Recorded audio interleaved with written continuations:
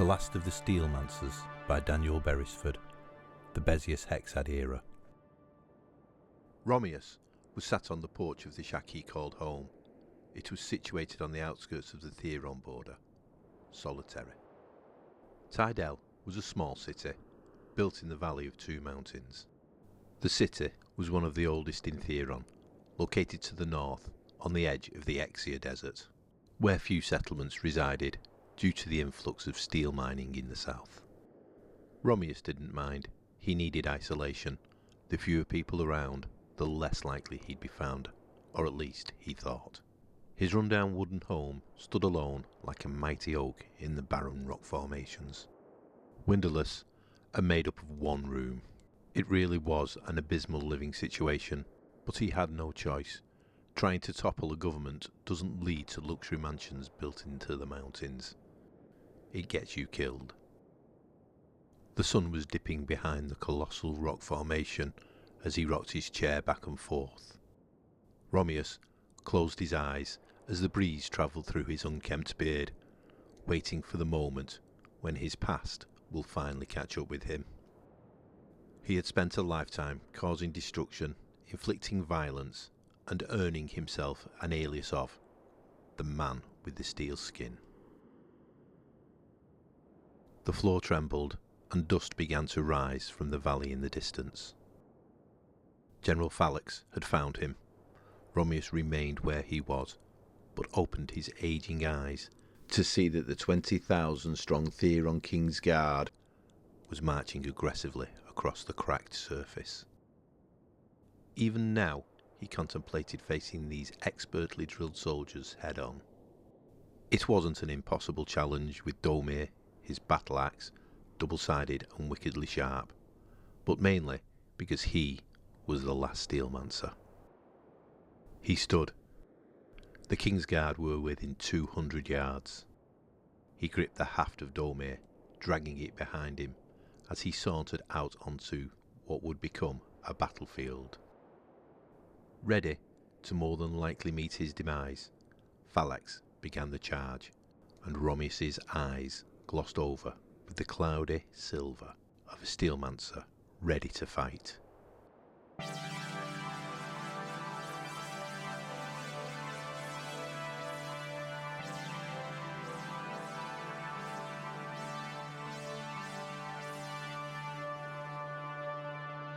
Chapter 1. Life in the Bottom Tier. Elysius did everything she could to provide for her children. She always made the effort to look presentable, kept her thick autumn hair clean and swept up in a ponytail. Her apron is always washed, and she tried to wear shirts she had bought and repaired from the stalls in the markets. Cleaning the house of a prolific soldier in the Tydell City Guard still wasn't enough to afford new clothes. Never mind to live any further up than the bed of the valley. The Tydell social system was clear. The higher up you lived, the wealthier you were. Elysius swept the living room floor of Captain Gremalax. Dark oak flooring, wine and alcohol racks built into the wall, kitchen worktops with stone only found along the eastern coast, rather expensive to transport. If all this didn't state how wealthy this man was, then the view she was admiring did. The luscious fields of shrubbery and foliage to the west of Tydell. Most homes had west-facing windows, due to the fact that the east was a barren desert with little life. However, to the east, the Tydellese prided themselves on the plant life that flourished among the mountains. "Enjoying the view, miss?" said the captain, rather aggressively as he entered the living quarters of his large mountain-top home, built into the jagged edge of the North Mountain. "I'm dreadfully sorry, sir. I'll get straight back cleaning," Elysius apologised. Her unnaturally yet beautiful chocolate eyes and the unmarked porcelain complexion threw the captain off guard. His anger disappeared. No, it's okay. I can't blame anyone for taking in the sights of the great city of the north. I have become accustomed to this view, unfortunately. I should really stop and embrace my luxuries more often. Elysius found the captain's arrogance to overshadow his tall, hulking figure that filled the navy blue and gold Tydal captain's uniform he wore, crisp and pristine. He was the stereotypical image of handsome, late 30s, with a square jaw, muscular physique, and bright blue eyes. "It really is beautiful, sir. You should be proud," she reluctantly responded. Gramalax looked her up and down, and grinned in a flirtatious way. "You're my new cleaner. My assistant didn't give me the pretty girl's name." What an overly confident chauvinist. "Just keep going for Oliax and Eric's," she thought to herself. "Elysius, sir." "I must apologise, Captain, but I really must continue if I'm going to be finished before sundown." A southern name, but little accent, shows signs of a good education. What is a posh southern girl doing up here cleaning houses? This brought back all the memories she had left behind in the Theran capital of Poltan. "I am self-taught in Tydalese. I learnt so that my children have a better chance in life up here." She held back the tears that were building behind the composed face she braved. "That is very honourable. I have a free evening and will be here for the rest of the night, so you can leave early. Go to those children of yours. I'll see you tomorrow, Lysias." "Thank you so much," she replied. He may have been a captain and live in the upper tiers of Tydal, but he knew how the poor lived. She hadn't left her children with maids, or the nuns, or even at school. Too expensive. Oliax and Eric's were left to fend for themselves on the dark, narrow streets of the Tydal slums. Eric's sauntered through the bottom-tier markets of Tydal, waiting for his opportunity. The markets bustled with life. It was a labyrinth here, easy to get lost, but not for Eric's. His struggles were getting food for his family, stealing being his most profitable option. He'd gotten a lot better over the past few months. His mother was working hard, but that extra food was necessary so that they could save the money and get out of the bottom tier. They had lived on the bottom tier of Tydal since they had moved from Poltan 3 years ago. Eric's was a 14-year-old boy then. Now he was becoming a man. He had grown to a solid 6 foot, and his muscles were beginning to develop, even though he was still rather scrawny. His face emphasised his late development, early signs of a beard to complement his curly hair, green eyes, and wide button nose. He sat between the stalls, eyeing the attendants' activity, anticipating the moment they became too distracted with a customer, so he could pounce upon the fresh fruit and vegetables picked from the majestic Tydal farms. "Eric's, why are we in the markets?" Startled, Eric's jumped forward at the surprise of his younger sister, who stood behind him. "Oliax, you are supposed to be back at home. I got bored. You always get to go out, so why can't I?" she moaned in her youthful voice.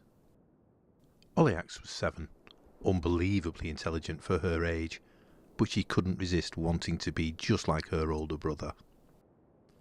She was so innocent and so naive to the world, too young to remember her family escaping Poltan and refugeeing in Tydal. This is all she knows, the gutters of a city isolated by the Exia desert. "Go home. I'll be back before Mum returns from work. Don't worry, I'll bring you some grapes," Eric said jovially. "OK, but you're far too slow to get that basket," she replied, showing her wit. With his bribery, Oliax returned home, leaving him to stalk out his prey, a basket of exotic fruits, native only to the Tydal gardens.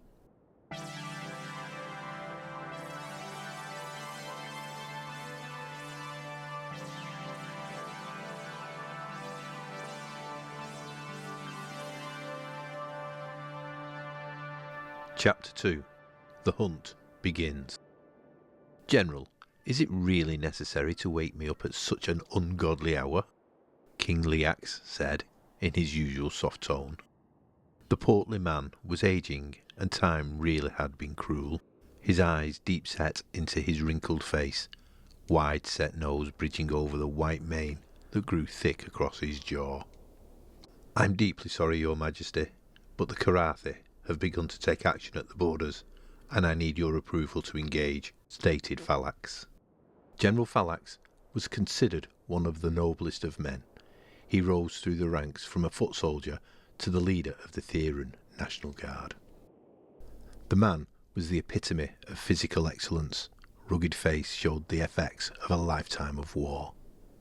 Even with hair greying at the temples and the wrinkles settling across his forehead, he could best a man half his age. "Of course, General. Do what is necessary." This was inevitable, the king claimed, just coming around after he'd been awoken from his slumber. "The Karathal government are making sure we, as a sovereign state, don't get too greedy and begin to push for more land." "Thank you, Your Majesty. I will begin the recruitment of the young men in the northern towns and cities to help defend our borders. The Exia Desert will hopefully buy us time, as the harsh terrain will delay their supply chain," Fallax stated, before bowing as he was dismissed by the king.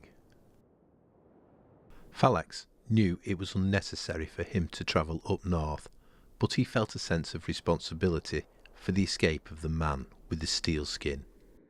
A long time had passed since the assassin devoured his men and left him for dead, but it still hurt knowing he was out there. Finally, word that he had returned and was heading for Karathal reached the general, and he wasn't going to let him escape again. As he walked through the hallway of the palace, he admired the golden lantern holders and the velvet red carpet he walked along one last time before the lengthy journey that awaited him. He would soon be commanding an army in one of the world's most challenging environments, whilst also working to find Theron's most wanted criminal. Fallax called for his number 2. "Tell the men to ready the horses. We leave for Tydel before noon. War is upon us." His second in command jolted into action, storming through the courtyard, barking orders. Even with the Tydel city guard and the recruits of men from the northern towns and villages, Captain Fallax will still march 20,000 men from the National Guard to the borders. Karathal was 10 times the size of Theron, and with it brought many men. He had to be prepared. Karathal was a country to the north of Theron, one of the largest in the world. Large cities with a long history of culture, the country is considered a desirable place to live. Around 150 years ago, Theron had fought for its freedom from Karathal. It made little difference, as the Exia Desert divides the two. The Karathal government had fought for 2.5 years before agreeing to give Theron its independence. The Therish natives lived along the south coast. It provided vegetation and luscious weather, a perfect place to live. As time had gone on, those natives had moved further north, closer to the Karathal border. Theron had its own language, but the further north you go, the more likely a person is to speak Tydalese, a mix of both countries. The Karathi government will take no risk in letting this rebellious nation strive for more. Hence the movements and intimidation along the Theran perimeters.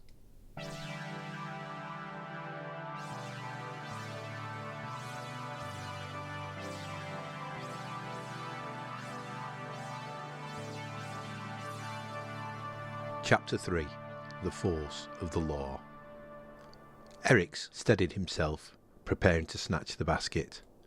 1, 2... Oi! I don't think so, son. Erix turned as Eroge jumped on his back. "You truly are an imbecile," replied Erix. Then, laughing at his best friend, dismounted from his back. "What's taking you so long? You said you would be here when you finished work." "My dad made me finish the throwing knives order we had. Look, I made an extra for us to practice with." Eroge was the same age as Erix. He was a blacksmith apprentice at his family's business. Eroge pulled a 6-inch throwing blade from his coat pocket. It glistened in the evening sun, curved to perfection so it could glide through the air. It was some of Iroji's best work. "Have you not got the basket yet, you soft ass?" Iroj joked to a nervous Erix. "I was waiting so you could see the master at work," he said in an unconvincing retort. He readied himself to dart. The customer arrived moments later. Stallholder distracted. 3, go! Swiped from the side, and now sidestepping through the traffic of the market, his plump friend trailed behind, gasping for air. They arrived at their usual spot, foot of the mountain, amongst the rock pools, relaxing and devouring some of the fruit they had stolen. Elysius arrived home to the warm embrace of her little girl, wide grin and eyes that reflected her own. Oliax was the miniature version of Elysius. "Where's your brother?" Silence. "Was he at the market again?" Oliax sheepishly nodded her head. "The foolish boy. He's going to get himself arrested." Frustration grew as Elysius put down her cleaning equipment. She knew Erix's intentions were good, but stealing wasn't the right option. "Get a job. Come help me clean. Anything but steal." His father had been the same, always pushing the boundaries, walking a fine line with authority, but he was long gone, and those memories should be also. "He'd best be back before the lanterns are lit, or I will kill him myself," she stated. Oliax giggled and helped her mother begin the tea. "So this is made from 90% Theron steel?" Erix questioned. "Some of the purest weaponry I've produced. That's why it's so light, yet will pierce stone." Iroj had pride in his voice. The behemoth man lounged in the fading sun, ginger whiskers glinting on his chin. Iroj had long, scraggly hair that was untamed. He didn't really care for himself. All his pride went into creating deadly masterpieces. Whack! The throwing knife sank deep into the stone wall. Erix pulled it out with some difficulty, yet not a scratch to be seen. "You have really outdone yourself, Iroj. The way it tears through the air at such speed, I can just..." Erix was interrupted by the clapping of a man in his mid-30s, wearing all black leather, leaning on a rock behind them. "Playing soldier, young'un, a master thief and a skilled fighter." The man was wearing a long leather trench coat. He approached Erix as an entourage of brutes cornered Iroj, who, even if he had wanted to, wouldn't have been able to run away. The mysterious man grabbed Erix by the throat. "I think you've realised that you stole from the wrong person, boy." Erix began to grow warm, the fight-or-flight instincts kicking in. "You will pay back the fruit you've stolen in fingers." Erix closed his eyes and his body took over. A swift punch to the nose of the man allowed him to break free. "Iroj, go!" His large friend barged his way through the other men with ease.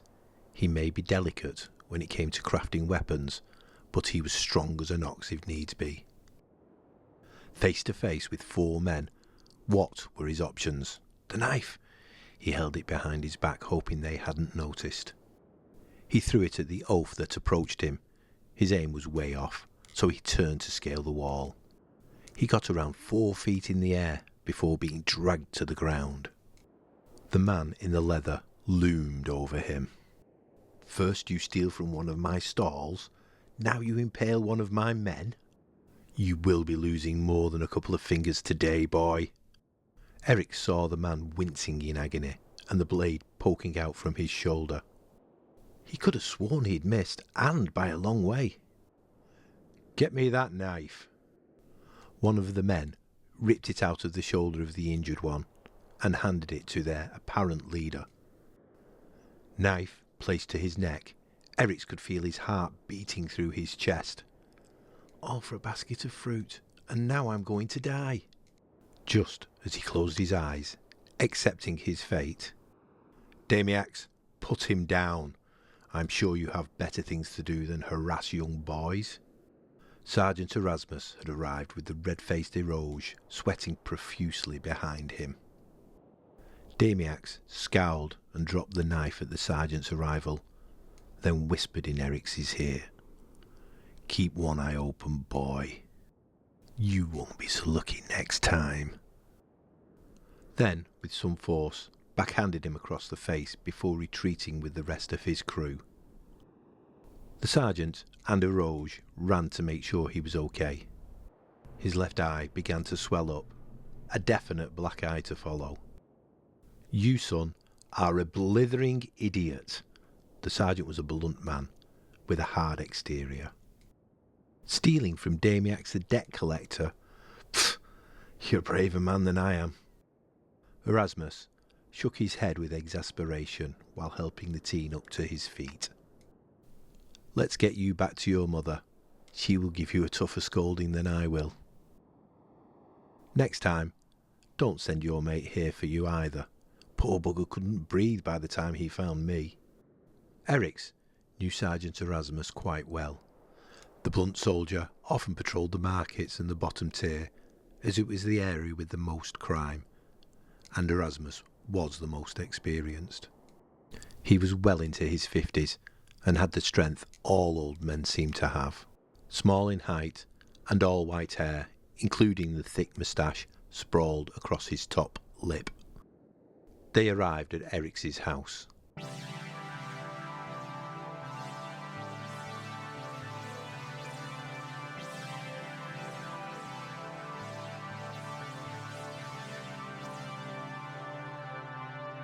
Chapter 4.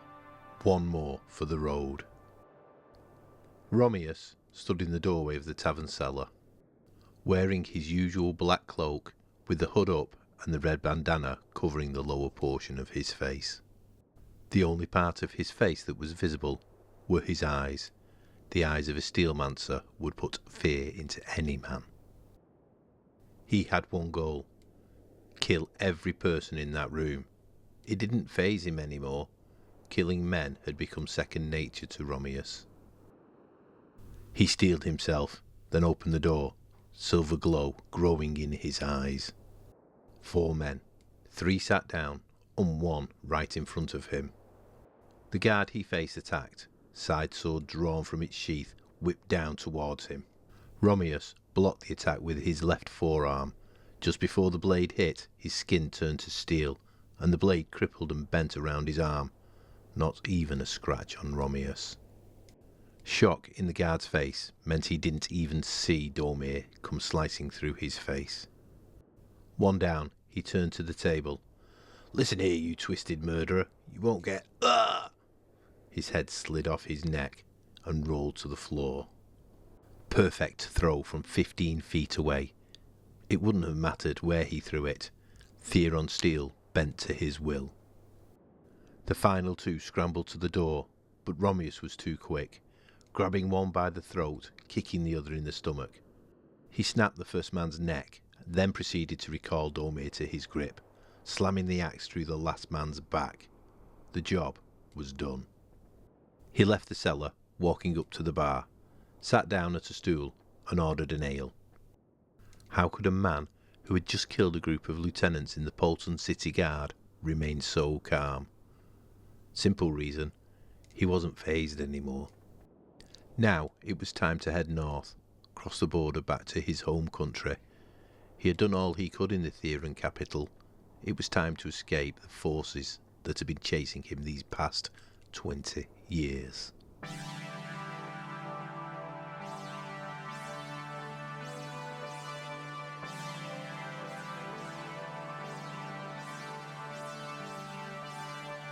Chapter 5. Time for sign-up. It took all of 2 seconds for his mother to notice the wound on his eye. "What on earth have you been doing?" "I'm so sorry, Sergeant. What is it this time?" Lysias said apologetically. This isn't the first time Eric's has been in trouble with the law. Him and Eroge did this sort of thing daily, only this time they were seen by the wrong men. "Don't worry too much, miss. Just loitering about. Nothing serious." The eye thing was from a bit of rough and tumble with the big fella he hangs around with. Wasn't it Eric's? Eric's nodded his head, surprised that the sergeant had protected him from his mother. Erasmus winked at him, but then proceeded to try and convince Aloysius that he should join the city guard, giving him something to do. Eric's was about to protest until Erasmus gave him a look to say, "Question me and I'll drop you in it big time." "What am I going to do, Eric's?" Aloysius exclaimed, rubbing her forehead with the finger and thumb perched on a chair in the kitchen. "I think Erasmus may be right. The army is probably the best thing for you." She began to get upset at the thought. Eric's swiftly protested. "No, Mother, you can't make me go. I promise I will stop stealing and get a job." It didn't really matter if Eric's wanted to work or not. His father wasn't around, therefore didn't run his own business. That's how it worked in Tydell. You follow your father's footsteps. What man would hire a stranger over his own son, meaning the only occupation that was left, the city guard? "Son, please, this is for your own good. I will speak to Captain Gremelax and make sure he keeps an eye on you." Aloysius could see the fear in her eldest's eyes. She felt terrible and cruel, but it was necessary. Eric's would sign up in the morning. He spent all night contemplating how to get out of joining the army. All solutions ended up with him being dead or in jail. "I'm going to end up dead, no matter what." He managed to sleep after accepting his fate. Eric's walked up to the 6th tier to sign up for the city guard. It was a fairly long walk, climbing halfway up the south mounting. He saw how the streets gradually got tidier and the homes got bigger, with more lavish designs. One day, he hoped to live in a place as luxurious as this. Walking along the cobbled street, passing the trade section, eventually reaching the small stone building. In it sat one man at a desk near the back wall, and the woman in front of him, who was here to take all his details. She let him walk straight through after he gave his name and age. "Sit down," the man demanded rather abruptly. Sergeant Holiax didn't want this to last longer than 20 minutes. "Why are you joining then?" Searching for his name on the form the woman had brought through. "Eric's." "Not got much choice, sir. No father to work for, and a mother who wants me out of the house." Eric said the last part jokingly, hoping the sergeant would laugh. Not even a slight grin. "Erasmus told me your situation last night. You are in no position to be pissing around trying to crack jokes." Eric's could feel the tension in the air. A lump was growing in his throat. He rubbed the back of his head, and an awkward atmosphere grew. I really need this, sir. I'll do all it takes to prove my worth." Holiax began to smile. It wasn't one of a man who was impressed, but one who knew what was coming Eric's way. Aloysius arrived for work early, hoping to catch the captain before he left. She knocked even though she had a key. She wasn't going to barge in on a potentially naked man. The door opened, a man with a ripped torso peeking behind. "You're rather early, or dreadfully late," he said as he winked at her. "Sorry, sir. I thought I'd make up for the lost time from last night." That was a gift, not to go away and make up for it later. "You're a remarkably committed woman." She entered at the gesture of the captain, who had also aimed at her to take a seat. She did. Perfect opportunity. "Would you like a hot beverage, Al?" "Who does this man think he is? Giving me a nickname?" But those piercing blue eyes and rugged face. She seemed to lose track of the question in the midst of staring at the topless Gremelax. "Oh no, thank you, sir. I do, however, have a question to ask." "Go ahead," he replied. "My son is signing up for the city guard today. I was wondering if you could keep an eye on him. I know it's unprofessional, it's just he's young and a little bit. Gremalax cut her off with reassuring words. Of course I will. A caring and beautiful mother like you deserves to know how her son is going to be safe. It didn't matter if he was saying it to increase his chances of bedding her, or if he was genuine. She was just happy he had agreed to oversee her son's time in the city guard, at least for now. Signed up and transported to the barrack, no time to collect any of his belongings or even say goodbye to his mother and sister. The barracks were situated north of the North Mountains, on the perimeter of where the land turned from a luscious green to a sandy orange. He walked over to the greeting of Erasmus. "Ha ha! Oh dear, you fool, this might just kill you off, lad." He wore the same smile Hollyax had in the Tydale City Guard office.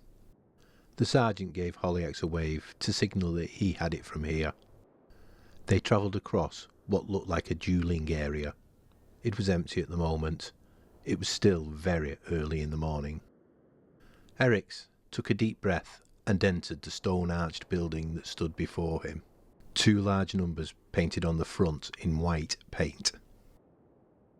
It wasn't a particularly large building, 7 feet tall and around 13 in length. He walked to what was now his bed. "Okay, listen here, you bunch of morons. New lad, name's Erix. If he falls behind you, you're all in bother, so don't let it happen." The sergeant walked out of the stone barracks. The building held 5 beds, 4 occupied, and a wash area at the back, with a sink, lavatory, and shower. "Listen here, newbie. Barrack 13 isn't no piss around," said a tall, muscular man who was approaching him. He held out his hand, greeting Erix to shake it. "We do our job right, then we can enjoy ourselves." His face changed, losing its seriousness, and the firm grip on Erix's hand eased. "Now the lecture is out of the way. I'm Ranax, squad leader. Welcome to the team." Ranax's smile dazzled beneath the most impressive moustache Erix had ever seen, contrasting his shaven head. The man wore a vest that signified his rank. Being a squad leader at what seemed to be the early 30s was a sign of the ambition in the man. Hence the direct approach about work ethic. "You need a change of underwear, lad. Ha ha!" bellowed the second soldier. "Bardius, but everyone calls me Bard." "That's because you force everyone to," replied Ranax, looking at Bard with a sense of despair and laughter. "It's a pleasure to meet you both," Erix chipped in, not wanting to seem rude. He wanted to go meet the third man in the room, who stared directly at him. But just as he was walking over, leaving the other 2 to squabble, Erasmus rang a bell, apparently signalling training. Why didn't I sign up later on? I'd have missed all this. Straight into it. No warning, no preparation. He was in single file, waiting to take part in his first training sessions. He ran at number 4, back of his squad, behind the unknown man. Ranax led.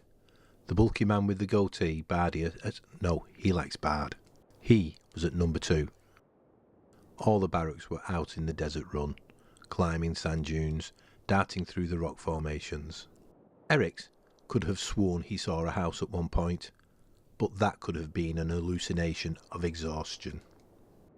Time seemed to stop. He sucked air through his mouth, nose burning. They had been running for around 25 minutes.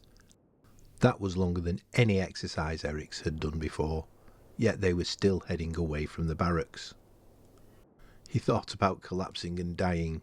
Surely it would feel better than this. The mysterious man who ran in front of him looked behind at Erix. He smiled, winked, and turned back round. Not even a single drop of sweat. What is that man made of? His vision began to blur, and he was falling behind due to the relentless pace Ranax had set. No other squad had run at such a pace, but it was clear his squad leader was aiming to set a good impression. He gritted his teeth, mind fuzzy, forcing himself to push on and catch up. He has always trailed at the back or failed. Come on, this is your fresh start. Chance to prove to yourself and mother what you can do. Something surged inside him. It must be my second wind. He gained the ground on the three front men. The landscape was familiar. They must have begun to head back. He trudged on, actually finding it okay.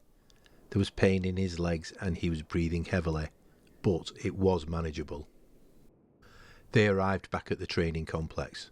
13 first again, Erasmus stated, making notes in his book.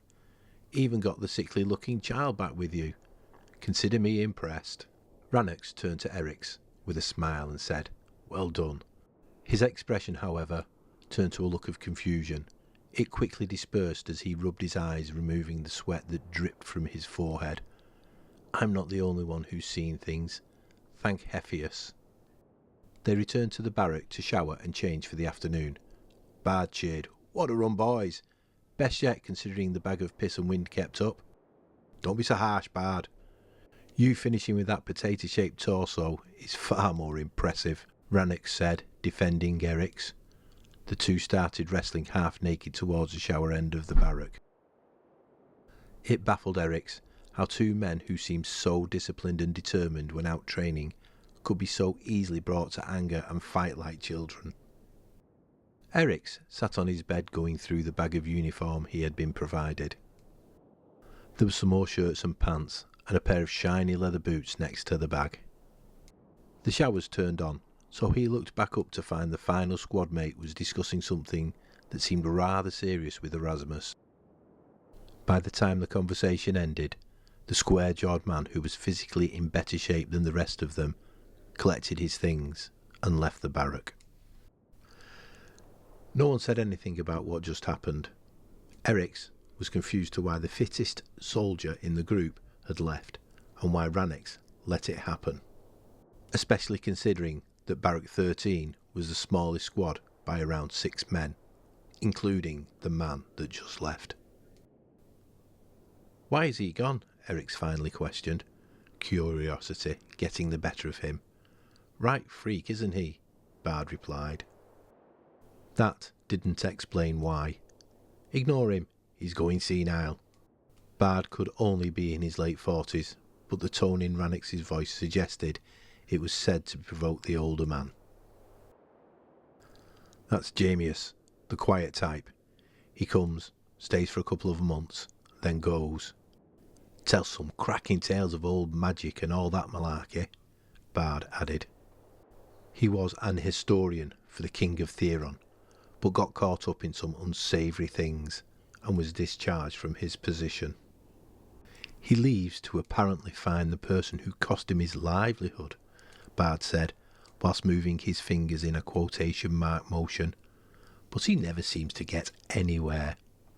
Eric's was still confused, but nodded and pretended to understand. Elysius continued to clean the room while the captain had dressed and eaten in preparation for work. I'm about to head off to the barracks. I'll look out for your son, but he will probably be out on the morning run. Running isn't too bad. Hopefully that's all he'll ever have to do, she thought to herself. It will do him some good. Thank you for this. It means so much. He smiled in response. She couldn't help but smile back. Seeing this kindness seemed to change her perception. Could she open herself up to someone again?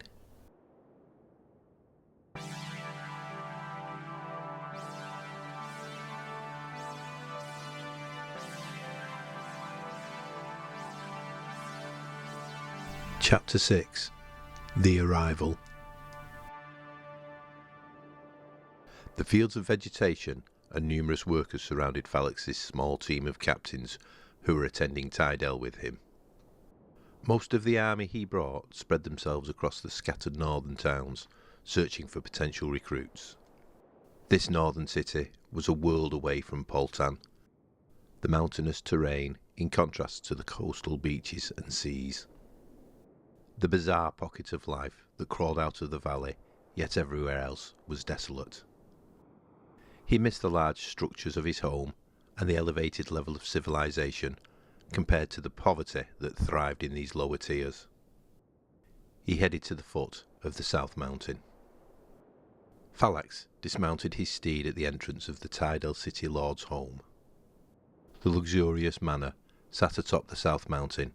It was majestic, even to Poltan standards. He walked up to the giant wooden doors with warrant in hand. Most of the buildings that he passed on his ascent had been built into the mountain itself. This, however, stood strong at its peak. Like the mountain, defiant against the vicious winds that blew at this altitude. He called for one of his captains to bring over a craigie, a type of bird that could fly at incredible speeds and was able to follow instructions with pinpoint accuracy. He attached the letter for the king, signalling his arrival, and sent the bird on its way. The bird had a small head attached to a neck that was as long as its body. Its entire feathers were silver, as resilient as steel, and never fell from its body. To gain a craggy feather was very rare. The bird leapt from the arm of its holder with mighty force produced from its long legs, lethal talons on the end. The guards were reluctant to let the general enter. The papers presented to them caused a swift change of mind. The hallway that appeared was extravagant, filled with art of all kinds and vibrant colours. He stalked through to the city lord's office, arriving at the decorative wooden door and opening it without permission or care. "Greetings, my lord. I'm afraid the king has declared that Theron is to defend its borders, and it needs the assistance of Tydel." The city lord rubbed his long bearded chin as he mulled over the papers in front of him. The ageing man was sunken in his throne, feeble body no longer maintaining its once strong posture. He was in this position of power because King Lex had appointed him there. His age suggested that they must be old friends. The old man just nodded, signed the bottom, and waved a hand towards Phallax, indicating him to leave. No thought to the ease at which he had gained the signature, Phallax left. The signature gave Phallax full access to the Tydel City Guard and the right to force any man above the age of 18 to join the army. He would only do what was necessary to protect his country, and he would make the tough decisions to ensure that. On his way out of the enormous building, a bureaucrat of some sort stopped him to provide instructions regarding his and his troops' accommodation. They were allocated an opulent inn situated in Tier 9. No inns were located in the top tier, as this was reserved for high-ranking officials only. The general thanked the man and proceeded to leave the city lord's home. This man was barely known to both the people of this city and to the political figures based in Poltan. Phallax thought it worthwhile keeping an eye on this man. He could be dangerous. He let his men settle into their accommodation, as it had been an exhaustive trek to reach the capital of the north. He stood on the balcony, overlooking the valley below. This city really was a world away from Poltan. They spoke a different variation of the Theron language, for one. When Theron split from Carathal, from the Exia Desert down until the coastal villages, was desolate. Only after years of increases in population and Karathi deserters meant that the northern areas became more populous. This is still, however, only relevant to the coastal cities and, of course, Tydel. Tydel is an enigma in its ability to produce vegetation and sustain life. Everything else around it was derelict. Phallax knew this variation of his language, as it was custom for educated people in the south to study it. He read through a translation book whilst admiring the view. As he scanned the landscape, his target peeked behind the edge of the North Mountains, the training barracks. It was approaching mid-afternoon, perfect time to see the troops begin weapons practice. Weapons training had begun. Two things happened in this time: practice against the wooden blocks and a competition that took place in the centre of the training area. Next to partake were Barrack 13, who, as of this morning, were down a man. Rannox set up his 3-man squad in the sandy duelling area. Thick rope, set in a 10-metre circle, surrounded them. King of the Ring meant they were entering the duelling area against 15-man strong Barrack 23. They were 6 wins in and still raring to go. First day in, and I've got to take on 5 men on my own. Eric's was panicking, but the calmness of his 2 new roommates settled him ever so slightly. Listen, Eric's, all you have to do is sit behind us and clobber the ones that try to jump on our backs, okay? Rannox made his task sound much simpler than it was. Eric stood unsteady behind Bard and his taller companion, with a wooden staff that had a steel grip. Breathing heavily in anticipation, the bell rang and 15 men charged towards Barrack 13's diminutive numbers. Rannox swung his spikeless mace at the knees of the first 3 men to arrive. All of them buckled before the impact. To Eric's right, Bard had barrelled his way through 6 of them with a long curved shield. They got to choose their nullified weapons, so it surprised him that Bard and Rannox would pick a large shield weighing double that of any other weapon, and a weapon that had had its main threat removed. One man tried to throw a blunted longsword into the side plate of Rannox. Instinctively, the wooden staff was jammed in between the two before any damage was done. In front of him, the 2 seasoned soldiers displayed their skills in emphatic fashion, twisting and bobbing, avoiding the jabs and lunges the opposition threw at them. To win the contest, the team had to force the entire opposition out of the ring or into submission. The man Eric's had blocked turned to him, retracted his sword, swinging straight at his face. Eric's winced in anticipation of the attack. He opened his eyes to his staff right before his eyes, holding strong against the force of the sword. Anger grew in the other soldier's eyes. Eric's didn't realise. He was still in shock at how quickly he had reacted to the danger. Staring at his staff, he didn't notice the soldier from Barrack 23 strike again. Eric saw the sword rise up towards his head, then suddenly dart to his left-hand side. "Get your head out your arse!" Rannox screamed, readjusting from barging the man out of the arena.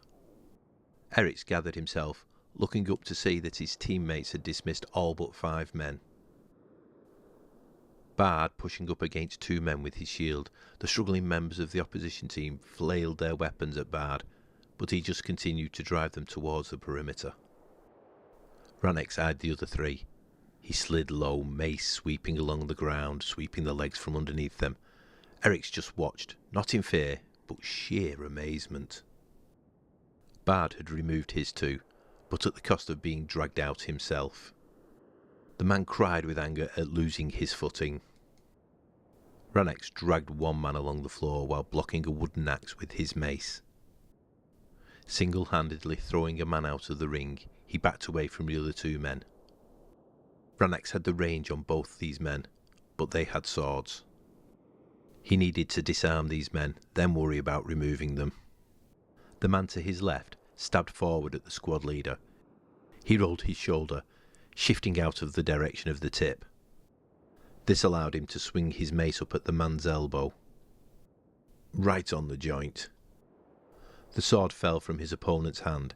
He grabbed the arm, flipping the man over his shoulder and out of the ring. As he went to turn, the soldier he threw out had managed to hook his fingers in the collar of Rannox's shirt, yanking him onto his back. This made him vulnerable, the last man of Barrack 23 looming over him, sword pointing down at his chest. Deep breathe, sweep the leg. As that thought ran through his head, a wooden staff curved through the air, hitting the remaining man square in the jaw. Out cold. Eric stood there confused at how perfect the throw was. Is he okay? The man didn't move, but they had won, hadn't they? Rannox bolted to Eric's and lifted him in the air. "Come on!" roared from behind them as Bard joined in with the celebrations. There were still 6 barracks left to compete, but that win would prove a point to the high-ranking personnel. Phalanx had just witnessed a true underdog battle. He was massively impressed with the three men who, against the odds, fought their way to victory. He knew that these competitions were all for the bragging rights, but the squad leaders could also impress and earn a chance of promotion. "What barrack are they from, Sergeant?" Erasmus responded in his usual tone. 13, sir. Unlucky for some. Well, unlucky for Barrack 23. They look like right pathetic losers now. Phalanx continued to admire the three's display as they set up again to defend their position against Barrack 8.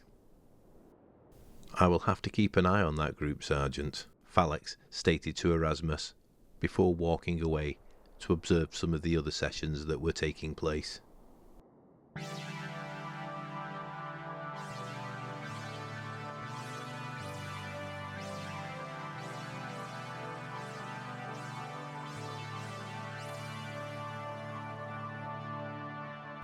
Chapter 7. Conversations. It had been a couple of days since Eryx had entered the army, and thankfully, for Elysius, her little boy was safe and still alive. Gramalax had been reporting back to her each morning before he left.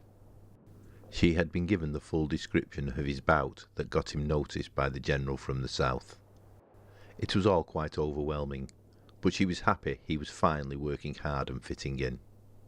His second day began to the sound of insults being thrown around the barracks. "Where have you put my towel, you lanky streak of piss? Why do you need a towel? You don't shower." His new roommates seemed to do this a lot. He was just glad they hadn't started on him yet. "Come on, Publius, get dressed," Bard bellowed from the shower to Eryx. "Run starts soon. Don't want to be behind." Eryx swung his feet over to the side of the bed and sat up. The moment he went to stand up, the aching pain overcame both his legs and he fell back down. He winced in agony. How could he be so sore? The first morning is the worst, and it doesn't really get much better. Grit your teeth and get in the shower. It will help. His squad leader passing on some not-so-comforting wisdom. He managed to stand and hobbled over to the showers. The heated water felt soothing on the aching muscles, but as the early morning rose, the air was beginning to rise in temperature. Out in the barracks, the mountains provided no shade, like they did in the valley. This meant blistering heat directly beaming down onto the building and training area. Eryx stepped out of the barrack door, following the other Barrack 13 members. This was the first time he had managed to get a look at the layout of the military base. 26 different stone buildings set in a semicircle, facing inwards, towards the mountain. In the centre of the base lay the roped duelling circle, some officers' tents, an armoury, medical centre, and a training courtyard. These were high-level facilities. King Leax ensured high-quality equipment for his first line of defence. Phalanx received a replying message from the king. "Phalanx, I am glad you have arrived safely. I have also attached instructions for the tidal captain to partake. Please ensure that information remains confidential and gets to its intended personnel." The metallic bird cracked its neck and flew off, presumably back to Poltan under the king's instructions. Phalanx pondered over the decision to take a look at the second scroll containing information meant for a lower-ranked officer, but it was the king's demand, so he decided against it. He sought out the captain in order to deliver it personally. All lined up, Eryx scoured the other squads, noticing a depleted Barrack 23 further along the line, showing the impact of their duel.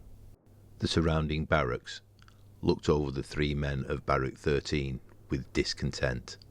Due to the lack of war and border disputes in recent years, the city guard had become a place of competition, rather than a regimented training in preparation for battle. Squads became their own entities, rather than part of the bigger group. They set off another enduring test of fitness and mental resilience, scrambling over the rocky maze and maintaining balance across the sand-ridden surfaces. Eric's knew anything but first was a failure. Grimalax sat in his personal office, built amongst the other tents. He held the highest rank in the Tydal City Guard, but in comparison to the Theron National Guard, he was rather small. Despite his relevance nationally, he was still rather important. He had just had the pleasure of meeting General Phalanx, right miserable bastard, who hand-delivered a message from the king himself, personal wax seal and all. He opened the scroll. Captain Grimalax, below are clear instructions about. The door to his office swung open. Erasmus stood in its frame, flustered. "Sir, you are going to want to see this." The two of them jogged to the finish line. Surprisingly, 3 exhausted men stood, doubled over, sucking in copious amounts of air. "How are you back already?" Grimalax checked his watch. A fancy new device that used the world's rotation to determine time. Only the elite had access to this level of technology. Erasmus looked as bewildered as the captain. "Honestly, sir, the Craigie has confirmed that every scout post saw them. No shortcuts. These jokers can't be human." Grimalax looked closer at the men and noticed that his new love interest's son was amongst the physically exceptional soldiers. "Erasmus, take them with you on patrol to the valley. They deserve to skip this afternoon's squad duels for that exceptional performance." Grimalax turned back, heading to his office to finish the letter. He caught sight of the general looking happy as ever in the viewing gallery. He decided to smile at Phalanx, but got a stern look in return. Phalanx walked down to congratulate the men who had completed the run in such emphatic fashion. They had gone before he had chance to talk to them. "I'd like to speak with those men, please, Sergeant." Phalanx said this in a tone that suggested it was optional. However, both men knew it wasn't. Erasmus caught up with the trio and instructed them to join Phalanx in the officer's tent. "Come in, gentlemen. Have a seat." Phalanx greeted them as they sat on the bench in front of him. "Listen, men, I am General Phalanx, leader of the Theron National Guard. After watching you train, I am highly impressed." The tone then got more serious, matching his face. "I will need personal protection while here in Tydal, as my usual soldiers are out recruiting. How does this sound?" The general tried to show a large grin on his face.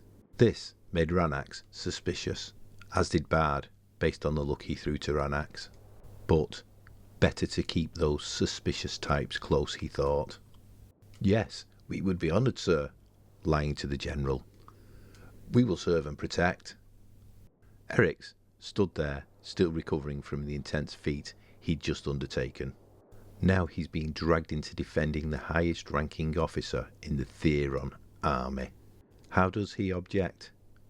Massively underqualified. Yet he couldn't object. "I will arrange the movement of your accommodation to my inn," Phalanx stated, before tending to some paperwork on his desk. The news had reached Grimalax that the general had acquired the services of Barrack 13. This made him rage. Who did this man think he was, depleting his troops for the sake of having a personal guard? The audacity! He stormed out of his office, heading straight for Phalanx as the sun began to lower. It would be the last task as a barrack, and Eric's had only been in it for a handful of days. They were walking round the northwest side of the mountain, passing the barns and farmhouses that accommodated the farmers that resided here in Tydal. The walk was not long, but it allowed him time to admire the wonderful landscape, as well as time to think. This was nothing like Poltan. Eric's was 15 when his mother woke him in a flustered state, dragging him out of the bed, ushering him out of the home into the back of the carriage. That night is one that sits firmly in his mind, a day he will never forget. They cornered the last part of the farming sector, heading up the dirt track into the compact stone housing of Tier 10 that littered the valley floor. The valley was very large. He was another 10-minute walk from his neighbourhood. The narrow streets reminded him of the hallways in his home back in the capital. Fine white marble walls and floor, a grand staircase, and glass chandelier. He doesn't particularly miss the money or the luxuries that came with wealth. He misses the safety it brought, especially for his mother and sister.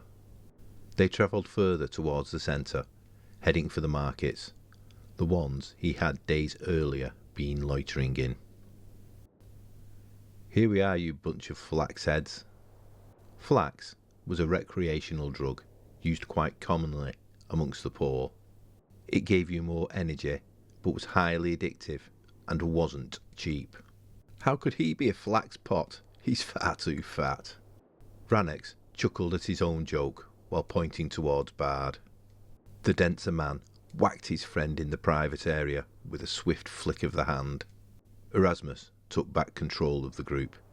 "We have to just patrol this area. Look out for thieves, illegal substance trading, or arms dealing. Anything else, just let go. Not worth the paperwork." He then set off into the labyrinth. Eric's was left to scout out crime alone, but he knew this place like the back of his hand. Out of the 3 members of Barrack 13, he was the only one who had actually lived in Tydell, but none were originally from this place. Bard was originally a fishmonger from the eastern town of Yeelast. He had apparently been set up regarding some tax fraud. Rannox corrected him that it actually was him. Rannox was a little more reserved when talking about his past. Eric's did know, however, that the two had met in Yeelast, and that he had helped Bard move to this city. That journey had led to their friendship. Eric's had been so caught up in his thoughts that the loud cry brought him back to reality. The sound had come from a street outside of the market perimeters. He wandered into the alleyway that led to the following street. The darkness initially masked the 2 figures that were further down. The whimpers continued but were muffled. Eric's encroached to get a better view. One of the figures darted in the opposite direction, leaving the other slumped against one side of the alley. Eric's reached the man. He was dead. Gremalax came out of the heated debate with Phalanx even angrier than when he had entered. His superior had too much authority and stubbornness to release Barrack 13 from their new responsibilities. Gremalax was irate for 2 reasons. Firstly, because of the way the general had undermined his position, and that he had disrupted his romantic endeavours by taking on his cleaner's son.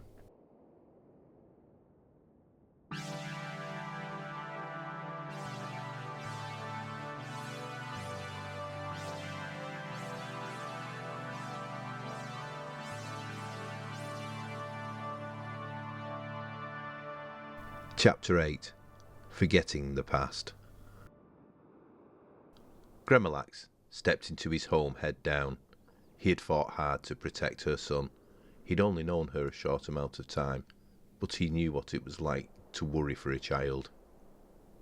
The captain had lost his wife and daughter in a house fire several years back. Being out in the barracks, unaware of their well-being, unable to have any control over their safety, it killed him. Now he had put this woman in the same position after making a promise he cannot keep. "So, how did he get on?" Elysius asked, as she packed up her things. "He did marvellous. However, that's the issue." Her face dropped. "What do you mean, issue?" A slight croak in her voice. She was holding back tears. "There have been revelations in Thir and Carathal disagreements, and the king has ordered the National Guard to step in." He could see her beginning to cry. "The general of the army saw Eric's performance in weapons training." Elysius winced. "And has made him and the barrack his personal guard." She fell to her knees. It surprised Gremalax that it had affected her so much, but she knew General Phalanx from her previous life, and knew the danger her firstborn would be in. First day on the job, He hadn't even spent a single night in the barrack, and now he was protecting such a valuable man. Eric's stood outside the room of the general, Ranax and Bard either side of him. The two warriors had given him a pep talk the previous night, and again this morning. "Stay close, listen to us, and you'll be fine," were the reassuring words he'd received. First assignment was to escort the general back down to the barracks. Phalanx wanted to begin his training regime in preparation for battle against Carathal. There was no trouble, nice and simple journey as they strolled up to the lines of squads, ready to go off on their morning run through the rocky terrain. Phalanx ordered that he wanted formation training to be done immediately. Eric's admired the leadership qualities of Phalanx. The way he commanded the entire army was impressive. "Listen here, men. You are now serving your king directly. This is the biggest honour of your lives. You will fight until you can fight no more. Anyone who gives up or leaves these barracks will be seen as treasonous. I want to see all you men survive, so listen and follow my orders. You will be fine." Phalanx finished his speech, and the men stood taller, posture straightened. He had already lifted the mood in the camp. Eric's scanned the troops confused, as there seemed to be an increase in numbers, quite considerably as well. He turned and asked Ranax why and how the population of the barracks had increased. "Lad, we're off to war. Every capable man in Tydel has been summoned to fight for their country." The pace at which Phalanx's group of captains had rallied all these men was inspiring. Apparently, this was happening all across the north of Theron. Training began, and Eric's spotted a familiar face moving in the different formations. Eroge struggled to maintain the speed that the more experienced soldiers set, but he tried his best. Eric's wasn't allowed to leave his post. All he wanted to do was to tell his best friend about what a whirlwind the last few days had been. "Ranax, him, there, the tall large one. We need him on this team." Eric's thought he could convince Ranax and Bard. Then he could keep his friend safe. Elysius wasn't annoyed with Gremalax. She knew he had no authority over the situation. She was just so worried for Eric's. "Morning, sir," she said, stepping into the captain's home. She was beginning to enjoy her brief encounters with Gremalax. He was growing on her. "How are you holding up?" A hint of guilt in his voice. "I'll try again today, but..." Elysius interrupted. "Honestly, it's okay. Our mother worries at the best of times. I'm sure he'll be okay." They shared a look of disagreement, but to say it out loud would make the situation more real. "Anyway, I'd best be off. If you need anything, just let me know." He smiled, and their eyes lingered as he departed from his home. Was she really beginning to like this man? She knew the implications of someone of her status pursuing a man like Gremalax, the name she'd be branded with, the ridicule he would face, but why should that matter? Everyone had surprisingly agreed to let Eroge join Phalanx's personal guard. Ranax thought it was sensible to increase numbers, and Phalanx trusted the squad leader's instincts. Eric's respected the general and the way he did things. That was who he was going to aspire to be. A couple of days had passed since Eroge had joined, and things had been running rather smoothly. They got up, followed their employer around all day, then went back to the inn, way up in the 9th tier. That was the only difficult part, climbing up the steps. Ranax and Bard discussed the secret meetings Phalanx had frequently. They are a highly suspicious duo. Eric's understands the confidentiality those meetings must require. It was becoming a regular occurrence. She would drop Olyax off with her friend early in the morning, then march up to the 10th tier of the North Mountain to ensure she would have time to speak with Gremalax before he left for work. They were building a strong relationship. She was lowering her walls, laughing at his jokes. The past was slowly drifting away. She had spent the last 3 years avoiding men, working hard, but now she had finally found someone who let her escape her past. Well, if it isn't little Miss Eager. He winked at her as she entered. He was getting up earlier as well. It was clear that the relationship was losing its professionalism. They sat and chatted over a pot of tea all morning as the sun rose glistening through the large landscape window. She was beginning to miss him, and her mood dropped when he left. How have I fallen for this man? She asked herself, as for another day, he left with a joyous grin across his face that she found irresistible.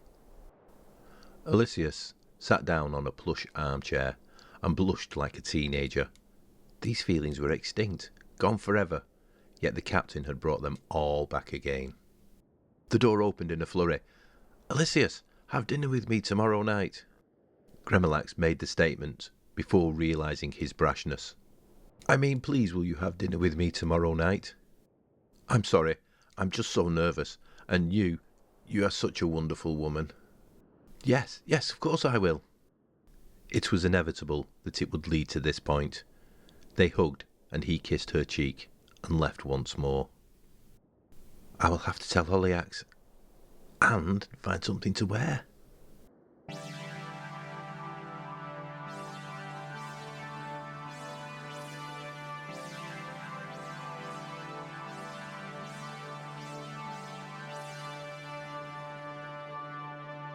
Chapter 9.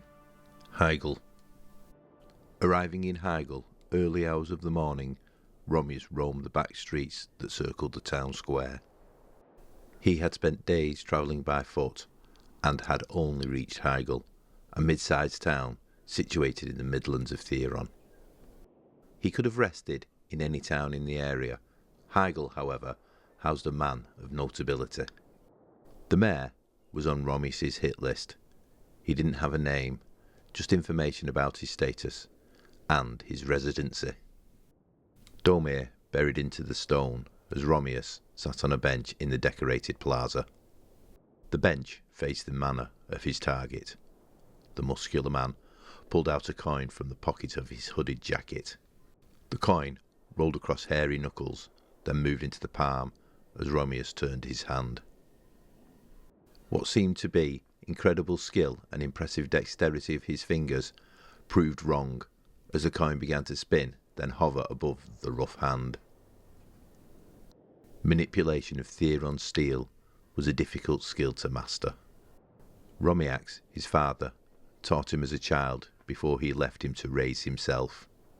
The ability to manipulate the movement of steel, heighten strength and speed, and make their skin stronger than steel were the powers a Steelmancer possessed.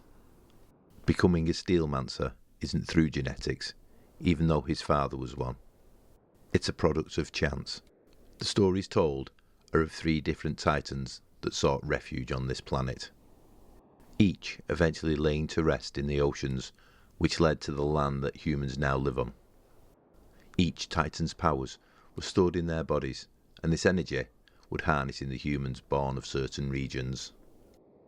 Theron and Carathal are part of the titan Hephaeus. The body left behind was made of iron, stronger than any seen.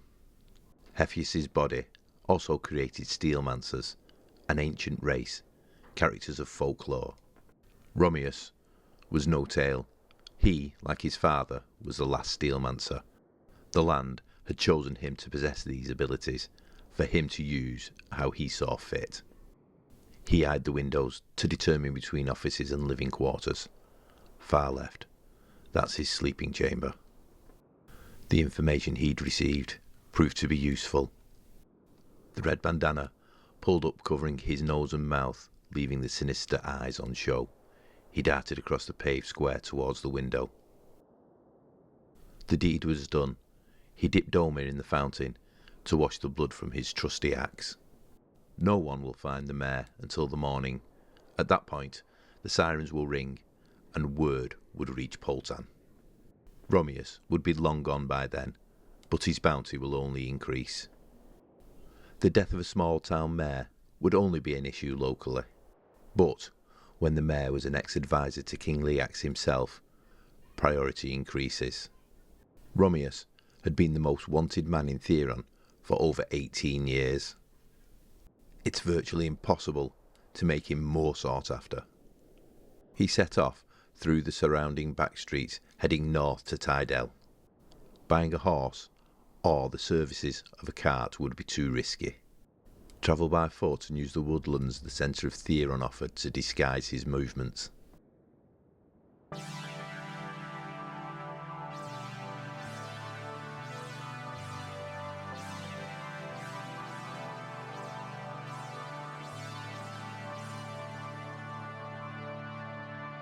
Chapter 10. Moving on.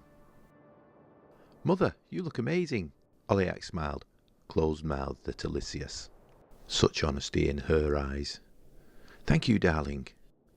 Your brother is off duty today, and is going to come look after you for the night." Her nerves began to grow.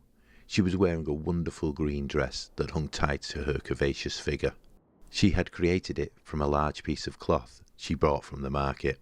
Scrubbed within an inch of its life and hand-sewn, she wasn't good enough for Gremalax. Eric's arrived. It was his first time returning home since he joined. It had been a whirlpool couple of weeks, and now his mother was going on a date. He never saw his mother in this light before. It was strange for him to think of her having conversations with men, never mind going for a meal with one. He wanted to be protective of his mother, but he wanted her to be happy, and he understood his personal feelings shouldn't overshadow his mother's. Elysius kissed both her children on the forehead, scolded them on the rules, let them know that she'd back before the moon's peak. Then she left, heading for Tier 9. Climbing the final few steps, a grand figure in pristine blue and gold uniform stood tall and handsome. Gremalax greeted her by helping her up the last step, and a kiss on the cheek. Butterflies rose in her stomach. Why am I so nervous? Does he feel the same? We are going to a place called the Cavern of Lights. Does lovely fish, imported from ye last. He could see the fear in Elysius's eyes. Don't worry about the price. The owner has personally invited me and a guest. I helped him with a tax issue not so long back. And before you say it, I know you don't need charity. It is but a gift. Even though she had only known him for a short while, he could read her so well. Thank you. She brushed her hair out of her eyes. They were treated like royalty, greeted at the door, cut the queue, and escorted to a booth with plush seating and finest silverware. Gremalax eyed Elysius, expecting her to be overwhelmed by the luxury, but it didn't seem to be the case. She even corrected a misplaced soup spoon as she shuffled into the booth.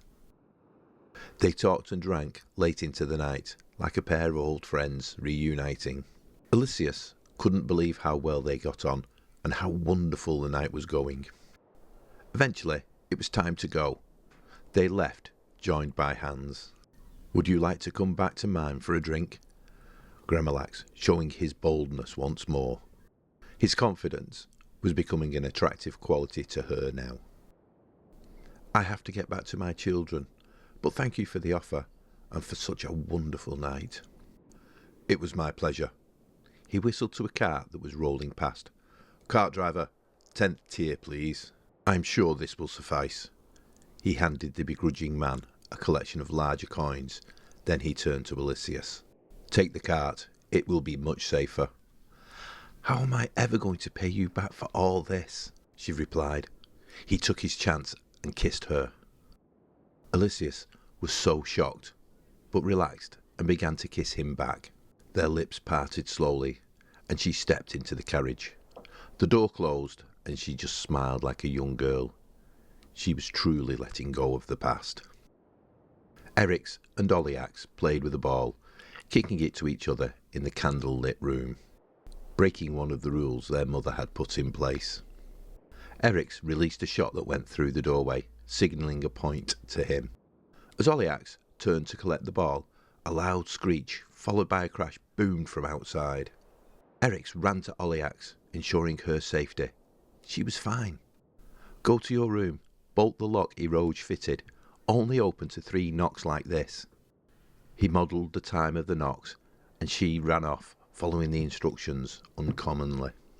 He crept to the door, opening it ever so slightly, peering into the darkened streets.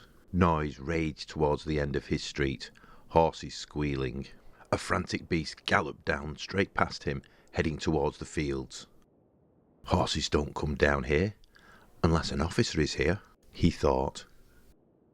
He would usually lock up and pray that his family would be safe, but knowing that his mother was out, especially with a rich man, that horse could quite possibly be his. That meant his mother could be in danger. Lay on the ground, blood pouring from her head. The cart had tipped on its side.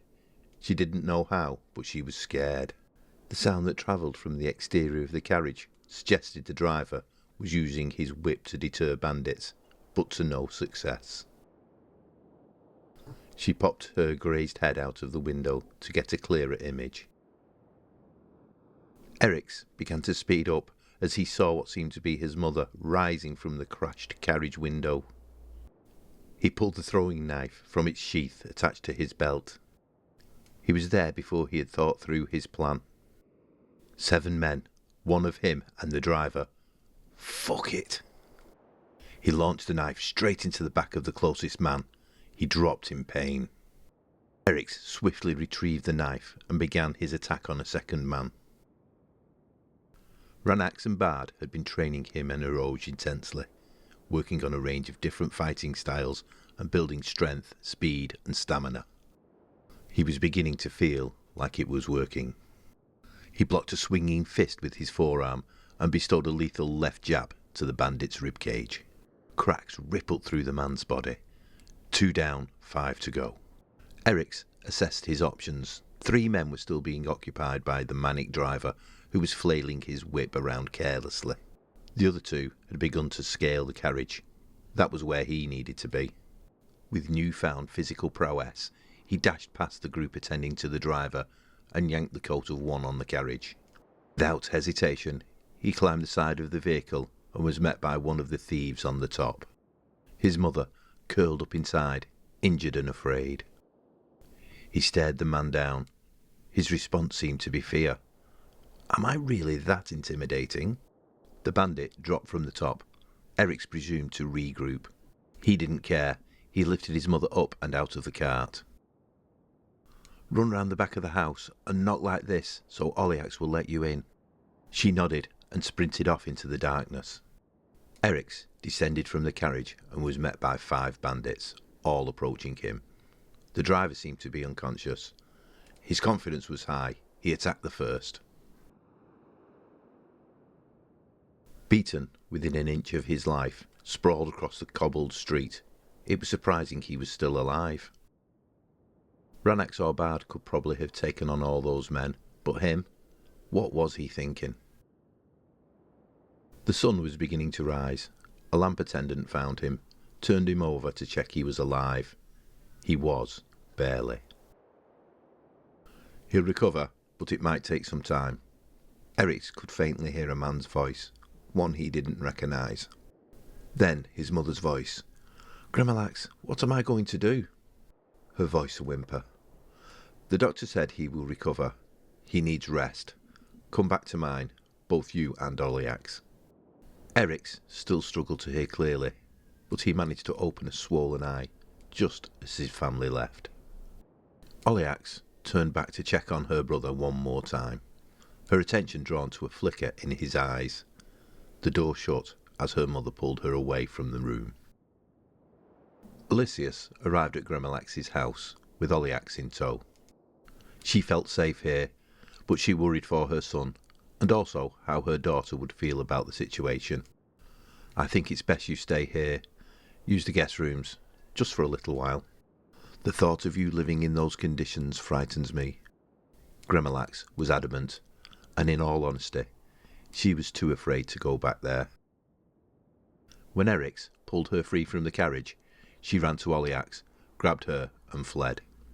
She didn't stop running until she reached the front door of where she was now.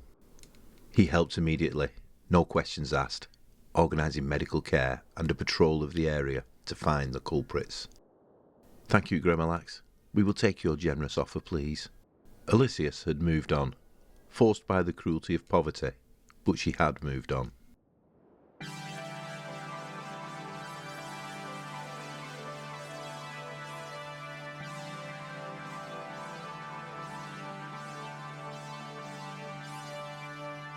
Chapter 11. Coming Back Stronger. Oliax made sure she saw her brother every day since his accident. He was her hero, saving her mother while fighting bad guys. A superhero. She walked the corridor on the medical centre. The building was immaculate. Every building in the 9th tier was immaculate. She reached the room her brother was in and was met by 2 men at the door. "Move, you potatoes," she demanded, a wry smile across her face. Ranax and Bard chuckled at the little girl's insult and let her pass with a ruffle of her hair. An ageing man in crisp black military clothes with forest green trimming stood talking to her brother. Eroge stood on the other side of the bed. He put his fingers to his lips to signal for her to be quiet. Her mother did that a lot, but Oliax never knows why. Probably because I like to say what's on my mind. But it is my mind, and I want everything off it. "I'll let you rest now, boy. I hope you're back soon." The general left, as did the 2 on the door. Eroge stayed by his side. "So, how's it been going?" Eric's asked. "Good. Ranax and Bard are teaching me more fighting techniques, and the fitness training is getting a little easier." Eric's face sank. He was loving learning all the new fighting styles. "It will be better when you're back. We can spar then," Eroge said with a wink. They both know Eroge was much stronger than Eric's. He was a foot taller and a foot wider. "It won't be long, don't you worry. I'll be back on my feet in no time." There was a hint of disbelief in his voice. "You two are boring me. Can I check on your heartbeat again?" Oliax joined the conversation, instantly lifting the mood, as she always did. She grabbed the fancy medical equipment on the side and used it just like the doctor had shown her. Pop one side in her ears, the circle end on Eric's heart. Joy filled the room. Ranax led the way back to the barracks. Phalanx had set up a makeshift office there. He spent most of his time down there, training the troops or having meetings with senior officers. He was still suspicious. They were never allowed in the meetings, always to wait outside. Bard tried convincing him that they had worked so hard in the barracks to earn this post, so just enjoy it. Ranax couldn't. Not when he had a hunch. "Men, you may go train. I will be leading Barrack 1 through 8's training today." Phalanx then left, heading to the open fields. "Put a smile on your face, you miserable oaf." Bard elbowed Ranax, snapping him out of his thoughts. "Come on, let's do a bit of log running, out in Exia." Bard walked over to the stack of sanded logs with handles, lifted one over his shoulders, and waited for his partner to join. "Listen, Bard, I need to find out what's going on with Phalanx, urgently." Bard dropped the log to the floor, making a loud thud. "Leave the man alone, Ran. He's done nothing wrong the entire time we've been with him. He's even paying for Eric's medical bills now. I don't see why you just can't move on." Surprisingly, the stocky soldier was the voice of reason. Okay, come on then, Porky. Pick up the log and let's get running." The 2 hefted the dense logs up onto their shoulders and began the run into the sweltering desert. Eric's was all alone now. His family had stopped by, but had needed to go, and Eroge was required back at the barracks to assist with General Phalanx. He just sat, with his eyes closed, facing the ceiling, contemplating the situation he was in, questioning how did he get into this mess? Why were the bandits he had injured not been found? The door opened suddenly, and the captain came through. "Oh, sorry. I thought you would have been asleep." I was just dropping by to leave these change of clothes your mother sent. He placed a pile of casual attire on the chair in the corner. I would have come sooner, but I've been trying to figure out this debacle. Plus, 2 of my sergeants have been severely injured in some incident, so I have had to sort out their barracks training. Luckily, the General has stepped in. He seemed rather envious that the General had solved his problem, but Eric's brushed over it. Thank you so very much, sir, and thank you for taking in my mother and sister. Don't worry about it, lad. You just focus on getting fit. Then the captain left. Eric's laid back down, closing his eyes. He thought about being back on the training ground, sparring with Eroge. His body grew warm, and a bright light shone. He could tell, even with his eyes shut, his aches and pains were slowly disappearing.